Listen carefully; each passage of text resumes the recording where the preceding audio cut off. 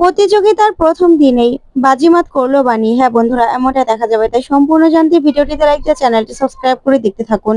গল্পের শুরুতে দেখা যাবে বানি চিড়ের পোলাও বানিয়ে পিনাকির কাছে আসে। তারপর পিনাকিকে প্রণাম করলে পিনাকি বলে, কি হয়েছে, আবার প্রণাম করছো কেন? তখন বানি বলে, আসলে একটা সুখবর আছে, সেটার জন্যই আশীর্বাদ নিতে এলাম। তখনই পিনাকি বলে, কি? তখন বানি বলে, আমি সুন্দরী প্রতিযোগিতায় নাম দিয়েছি। তখন পিনাকি শুনে বলে, এটা তো খুব ভালো কথা বানি, খুব ভালো হয়েছে। তখন বানি বলে, হ্যাঁ, আপনি আমাকে আশীর্বাদ করুন ছোট বাবু। তখন পিনাক্ষী বলে, আশীর্বাদ করব না আবার? আশীর্বাদ তো অবশ্যই করব। তখনই অনিরুদ্ধ এসে দাঁড়ায় আর বলে, মেসোমণি, আপনার সঙ্গে আমার একটা কথা ছিল। তখনই বানি বলে, হ্যাঁ ছোট বাবু, আসলে দাদু তো বাড়িতে নেই, তা দাদুর সঙ্গে কথাটা বলতাম। তখন অনিরুদ্ধ বলে, আর্য না খুব ভালো ছেলে, তাই আর্যর না খুব একটা চাকরির দরকার। কোম্পানিতে তো একটা ভ্যাকেন্সি খালি আছেই, তাই আমি একটু দাদুর সঙ্গে কথা বলতাম, যদি আর্যকে চাকরিতে দেওয়া যেত। তখনই পিনাক্ষী বলে, দেখো অনিরুদ্ধ, বড়দা মানে নকুল দাদার ছেলেকে বাবা কিছুতেই কোম্পানিতে নেবে না। আমি তোমাকে বলছি, বাবা না রাজি হবে না। তখন অনিরুদ্ধ বলে, আচ্ছা, আমরা তো দাদুর সঙ্গে কথা বলে দেখতে পারতাম। তখনই সেখানে মৌলি আসার এসেই বলে, হ্যাঁ, আমিও না আজকে অনিরুদ্ধের সঙ্গে একমত। তখন পিনাকি বলে, অনিরুদ্ধের সঙ্গে তুই একমত? তখন মৌলি বলে, হ্যাঁ ড্যাড, আর ইনফ্যাক্ট আমি দাদুকে এটা নিয়ে মেসেজও করে দিয়েছি, ভালোভাবে বুঝিয়ে বলেছি। আর্য তো এখন চাকরিটা খুবই দরকার, তাই না? অন্তরা যেহেতু প্রেগনেন্ট।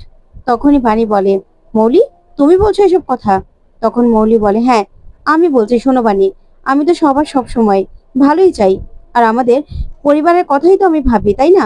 এখানে অন্তরা যেহেতু প্রেগনেন্ট, ওদের তো চাকরিটা খুব দরকার, তার জন্য আমি দাদুকে মেসেজ দিয়ে বলে দিয়েছি। তখনই দেখা যাবে দাদু পিনাকিকে ফোন করে। তখন পিনাকি বলে, এই তো বাবা ফোন করেছে। তখন মৌলি বলে, ফোনটা ধরো। তখন নয়নতারা সেখানে চলে আসে। তারপর পিনাকি ফোনটা ধরলে নয়নতারা বলে, হ্যাঁ গো, তুমি একটু দেখো না, আর্যকে যদি চাকরিতে নিতে পারো, ও তো চাকরিটা খুব দরকার, দেখো ও তো যোগ্য। তারপর দেখা যাবে পিনাকিকে ফোনটা দিয়ে দিলে পিনাকি বলে, হ্যাঁ বাবা, আচ্ছা ঠিক আছে, আমি দেখছি। আসলেই তো আর্য তো খুব ভালো ছেলে। তারপর পিনাকি ফোনটা রেখেই বলে, আচ্ছা তোমরা চিন্তা করো না, আমি দেখছি। একটা একটা সিট তো খালি আছে, সেখানে না হয় আর্যকে দিয়ে দেবো। তখনই মৌলি বলে, আমার খুব ভালো লাগছে। তখন বাণী বলে, মৌলি, তোমার কথা শুনে না আমি আজকে অন্তত খুশি হলাম। তখন নয়নতারা বলে, শোনো বাণী, তোমাকে খুশি হতে হবে না, আমরা তার পাশার নই, তাই না? তখন মৌলি বলে, হ্যাঁ, আমাদের বাড়ির ব্যাপার, আমি তো ভাববই। তারপর অনিরুদ্ধ আর বাণী সেখান থেকে চলে গেলেই নয়নতারা বাণীর হাতের চিড়ের পোলাও দেখে নিজে আর সহ্য করতে পারে না। তখন সঙ্গে সঙ্গেই সেই চিড়ের পোলাওটা হাতে নিয়ে নেয় আর খেতে থাকে আর বলে, রান্নাটা কিন্তু দারুণ হয়েছে, এবার আর্য চাকরিতে ঢুকে যাক, তাহলেই ভালো হবে। তখন মৌলি বলে, হ্যাঁ, আমারই তো লাভ হবে, অন্তত বাণীর দল থেকে আমাদের দলে চলে আসবে, কারণ আমি এতটা সাপোর্ট করছি। তারপরে নয়নতারা বলে, ও বাণী ডাকাতরানি যাই করুক না কেন, ও খাবারটা কিন্তু খুব ভালোই বানায়, তাই না? খাবারটা কিন্তু খুব ভালো হয়েছে। অন্যদিকে দেখা যাবে তানিয়া একা একা পড়াশুনো করছে। তখনই সেখানে বিদ্যুৎ চলে আসে আর এসেই তানিয়াকে ডাকতে থাকে। তখন তানিয়া দৌড়ে যায় আর বলে, ভালো রাক্ষস, তুমি কোথায় ছিলে? তুমি জানো এখানে কত কিছু হয়ে গেছে? তখন বিদ্যুৎ বলে, হ্যাঁ, আমি দেখো তোমার জন্য কি এনেছি, চকলেট এনেছি। তখনই তানিয়া বলে, চকলেট এনেছো, খুব ভালো করেছো, আমি খুব খুশি হয়েছে। আচ্ছা, তুমি যে বলেছিলে বিলিটা ঘর খুঁজে দেবে। তখন বিদ্যুৎ বলে, ওই ম্যাওটা তো অন্য একটা ঘর খুঁজে নিয়েছে, বুঝতে পেরেছো? তোমার মা কোথায়, তানিয়া? তখন তানিয়া বলে, আসলে মা তো ঘরেই আছে। তখন বিদ্যুৎ বলে, হ্যাঁ, তোমার মা তো আর তোমাকে ভালোবাসে না, নতুন ভাই বোন আসছে না, তাকে ভালোবাসে। তখন তানিয়া বলে, না ভালো রাক্ষস, তুমি ভুল বলছো, আমার মা আর বাবা আমাকে খুব ভালোবাসে। আর আমার বাবা কি বলেছে জানো? আমার বাবার একটা চোখ হলাম আমি, আর আরেকটা চোখ হবে আমার ভাই বোন যে আসছে সে। আর আমার বাবার একটা কাঁধ আমার জন্য রিজার্ভ, আর আরেকটা কাঁধ ভাই বোন যে আসছে তার জন্য। আমার বাবা মা না আমাকে খুব ভালোবাসে, বুঝতে পেরেছো? তাই আমি বুঝতে পেরেছি ওরা আমাকে কোনোদিনও কম ভালোবাসেনি। আর তাছাড়া সেদিন আমি যেটা করেছিলাম সেটা তো অন্যায় করেছিলাম, মায়ের ক্ষতি হতে পারতো। তখনই বিদ্যুৎ আবারও তানিয়াকে ভুল বোঝানোর চেষ্টা করে। তখন সাথী সবটা শুনতে পায়। তারপর সাথী তানিয়াকে বলে, তানিয়া, এদিকে এসো, তুমি ভিতরে যাও। তখন তানিয়া বলে, কিন্তু মিষ্টি মা।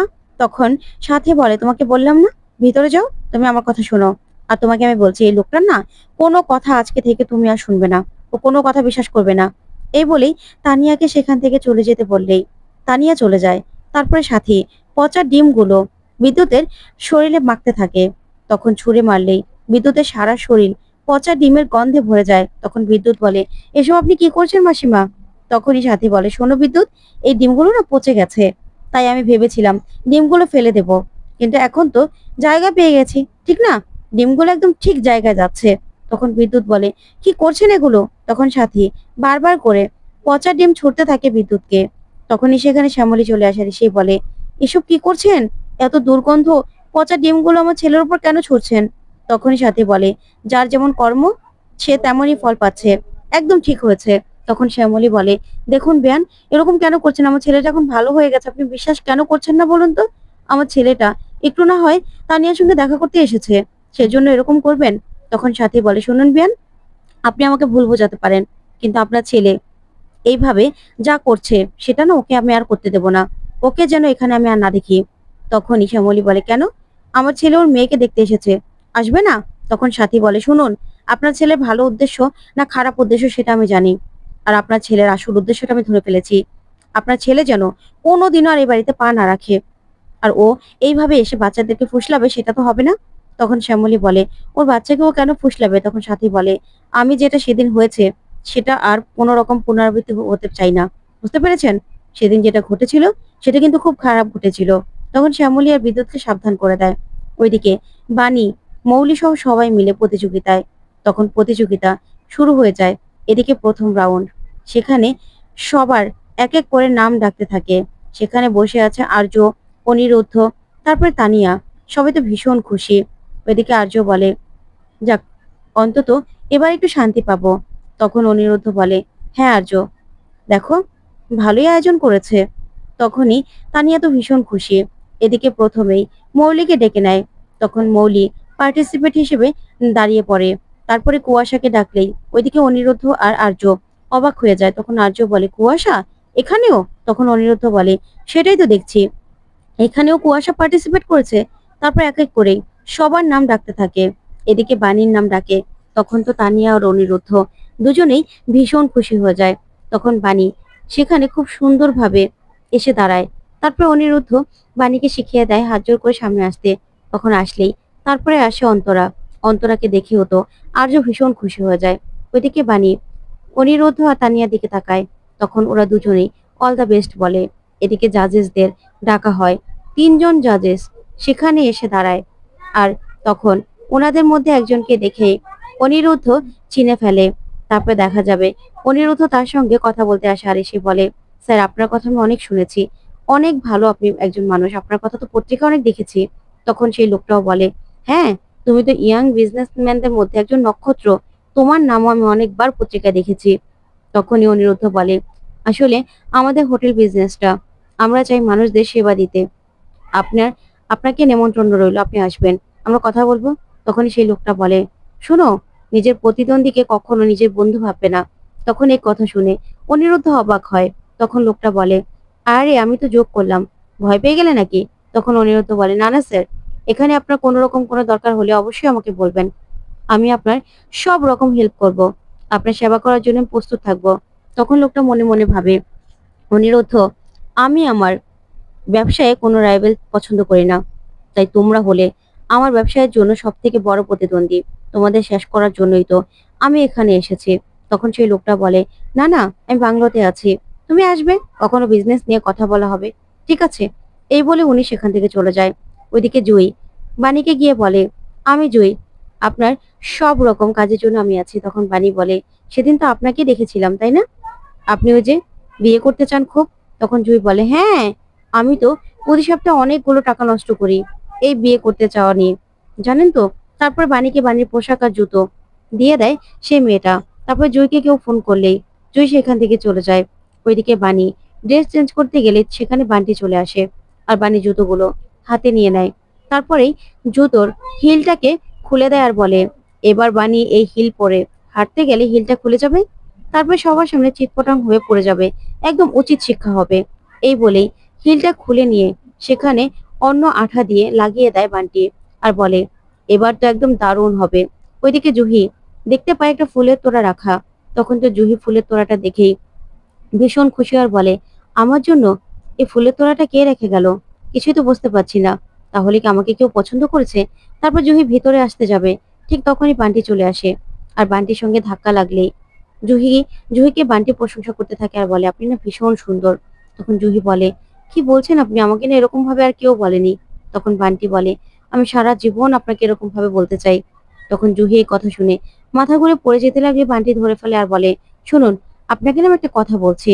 এই যে আপনি যার দায়িত্বে আছেন, বাণী চ্যাটার্জি, এ কিন্তু ভালো সুবিধার লোক নয়। সুযোগ পেলেই অন্যকে ফাঁসিয়ে দেয়, নিজের দোষ অন্যের ঘাড়ে দিয়ে দেয়। তখন জুহি বলে, কি বলছেন আপনি, বাণী ম্যাডাম? তখন বান্টি বলে, হ্যাঁ, আমি আপনাকে সাবধান করলাম, এবার বাকিটা আপনার ইচ্ছে। এই বলে চলে যায়। তখন তো জুহি পুরো ফিদে হয়ে যায় বান্টিকে দেখে।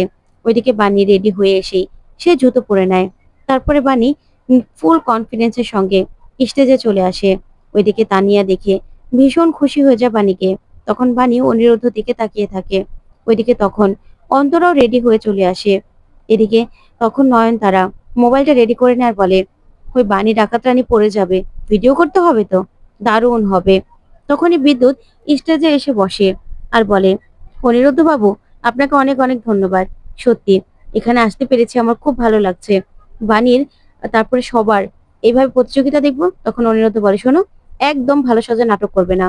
ওইদিকে বাণী দাঁড়িয়ে আছে। তখনই মৌলি ও লোকদেরকে নিয়ে বলে, দেখো না, এমনিতে তো গাইয়া ভূত, আবার তার মধ্যে আবার প্রেগনেন্ট, সে কিনা সুন্দরী প্রতিযোগিতায় হাঁটবে, কি করবে কে জানে। তখনই বাণী কিছু বলতে গিয়েও মনে মনে বলে, না, মিস্টার চ্যাটার্জি তো বলেছে মাথা গরম করতে না। ওরা আমার অনেক কিছু বলার চেষ্টা করবে, কিন্তু নিজেকে আমার ঠিক রাখতে হবে।